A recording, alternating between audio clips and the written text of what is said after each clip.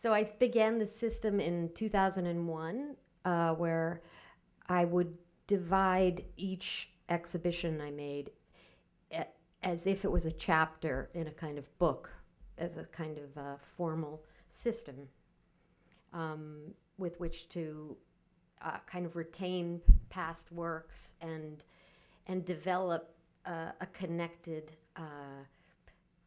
sort of career, in a sense, or a connected body of work, so that wasn't that thing where the show's over, the work's gone, and then it's another kind of work the next show, but it would be something that would grow for till the end. It's like a system till death do us part, so to speak.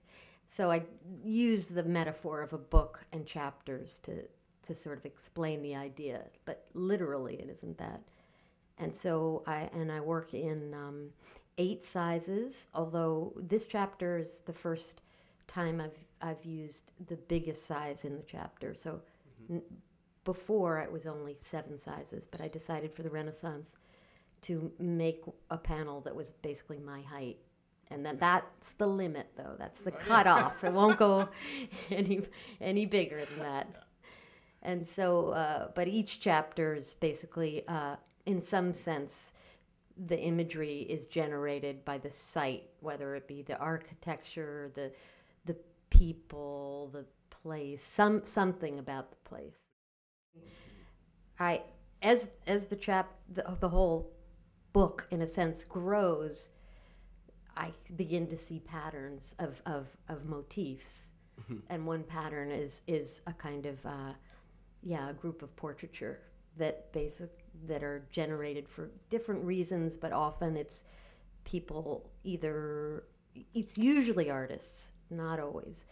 In this case, it was Suzanne Getz and Annie Rormer, because I was interested in both their history and collaboration in terms of, because many of the artists they showed and that I choose for the show really influenced me a lot in how I ended up figuring out how to make a painting. One of the reasons I was interested in Rormer's writing was because I think she writes so well about language and visual art, and is very clear about that, and so that was helpful to me, actually, to think about some of the ideas that many of those conceptual artists were basically, the accent was on the language instead of the object.